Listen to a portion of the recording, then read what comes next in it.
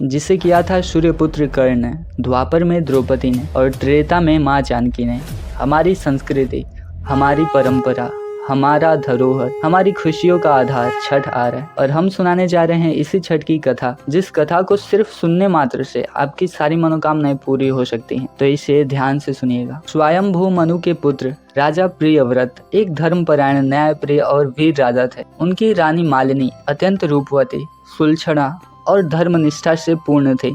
राज्य में सुख, वैभव और समृद्धि की कोई कमी नहीं थी। बस एक कमी थी, वो थी संतान सुख की। हर बार जब रानी किसी नवजात को अपनी गोद में खेलते देखती तो उनकी आंखों में अधूरी ममता की नमी भर जाती। राजा भी मन ही मन में दुखी रहते, परंतु अपने प्रजाजनों से अपना दुख छिपा लेते। रात के सन्नाटों में जब राजमहल की दीपक लौ धीमी पड़ जाती, रानी मालिनी भगवान को एक ही प्रार्थना करती, हे प्रभु, मुझे भी माँ बनने का सुख दे दो, मुझे भी वह ममता का आशीर्वाद दे दो जो हर नारी का सबसे बड़ा आभूषण है। और एक दिन जब राजा दरबार में बैठे थे, तभी एक तेजस्वी ऋषि पधारे। उनका तेज इतना प्रखर था कि पूरा दरबार आलोकित हो गया।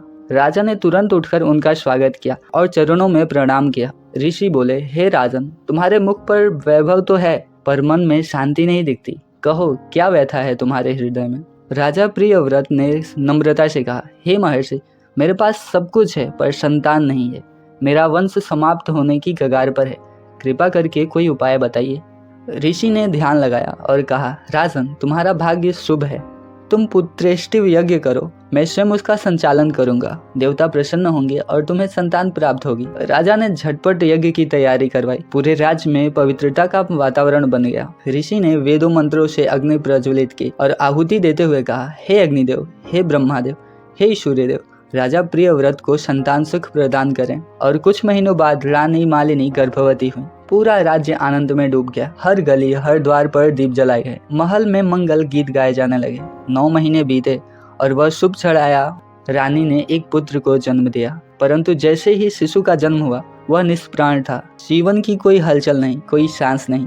महल का उत्सव एक ही क्षण में विलाप में बदल गया। रानी का चेहरा पीला पड़ गया। राजा प्रियव्रत मौन रह गए।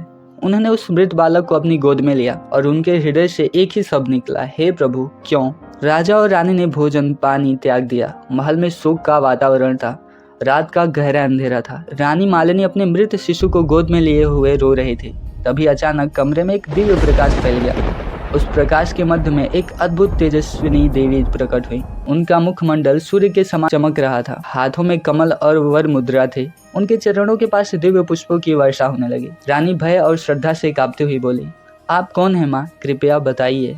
देवी मुस्कुराई और बोली, हे मालिनी, मैं छठी देवी हूँ, सृष्टि की वह शक्ति जो हर नवजात की रक्षा करती है और बांझ स्त्रियों को संतान सुख देती है। तुम्हारा यह दुख तुम्हारे कर्मों का नहीं, बल्कि मेरे पूजन की कमी का परिणाम है। राजा प्रियव्रत हाथ जोड़कर बोले, माँ, हमें क्षमा करे, हमें आपके व्रत का ज्ञान नहीं था, कृपा करके हमें संतान सुख प्रदान करे। देवी ने करुणा भरी दृष्टि से कहा, हे राजन, षष्ठी तिथि को मेरी विधि पूर्वक पूजा करो, सूर्यदेव के साथ मुझे अर्घ दो, निर्जल उपवास रखो और सच्चे मन से संकल्प लो। मैं तुम्हें एक जीवित, तेजस्वी और धर्मपरायण पुत्र का वरदान देती हूँ। और अगले ही दिन राजा और रानी ने उसी षष्ठी तिथि को व्रत आरंभ किया।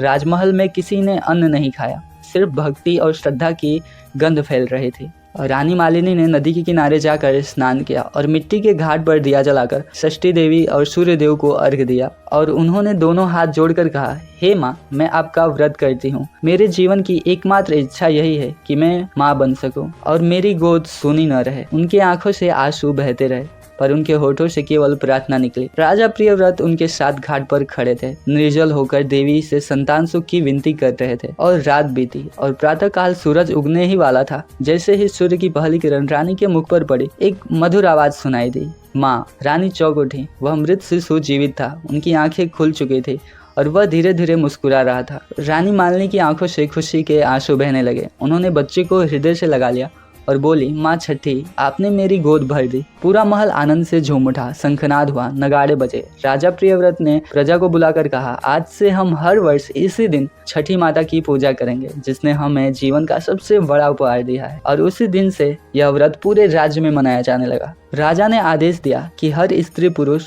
इस दिन सूर्यदेव और छठी माता की पूजा करेंगे।